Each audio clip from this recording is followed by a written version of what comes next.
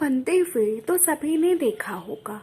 आबादी वाले इलाकों में किसी भी प्रकार का कोई भी निर्माण कार्य हो, उसमें रेत का उपयोग जरूर किया जाता है। कभी ध्यान नहीं दिया होगा, लेकिन अब याद आ रहा होगा कि वह रेत किसी न किसी नदी से निकाल कर लाई जाती है।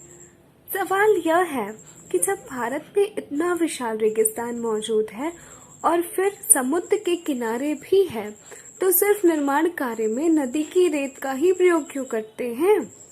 समुद्र या रेगिस्तान की रेत का उपयोग क्यों नहीं करते? प्रश्न के उत्तर तक पहुंचने से पहले आपको यह बता दें कि रेगिस्तान या समुद्र के किनारे से रेत को संग्रहित करके लाना सबसे आसान काम है, जबकि रेत जो कि नदियों से निकालते हैं वह काफी मुश्किल। अब आते हैं अपने सवाल के जवाब पर।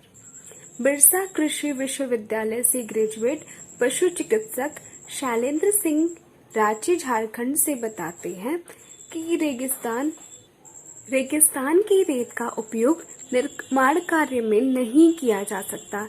इसके वैज्ञानिक कारण है। निर्माण कार्य में मोटी, मध्यम और महीन रेत का प्रयोग होता है।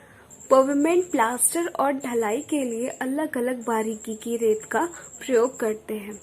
समुद्र तट और रेगिस्तान की रेत निर्माण कार्य में प्रयोग होने वाली सबसे महीन रेत से भी बारीक होती है। इस कारण निर्माण की इंजीनियरिंग में इसकी जरूरत नहीं हो पाती। दूसरा कारण यह है इसकी चिकनाई। नदी से प्राप्त रेत खुरदुरी होती है, इस कारण आपस में और बाकी निर्माण सामग्री से घर्षण के कारण इसे मजबूती प्रदान करती है। रेगिस्तान की रेत अपनी बारीकी, गोलाई और चिकनाई के कारण बाकी निर्माण सामग्रियों को बांध कर नहीं रख पाती। इस कारण निर्माण के लिए अनुपयुक्त होती है। नदी की रेत गोलाई में नहीं होती, इसलिए इसकी सतह घर्षण के कारण निर्माण को ज्यादा मजबूती देती है। समुद्र की रेत में एक और खामी भी है। क्लोराइड मौजूद होने के कारण यह निर्माण कार्य में प्रयुक्त स्टील और लोहे को तुरंत ही जंग लगा देती है। इन्हीं कारणों से रेगिस्तान और समुद्र की रेत का प्रयोग निर्माण कार्य में नहीं होता।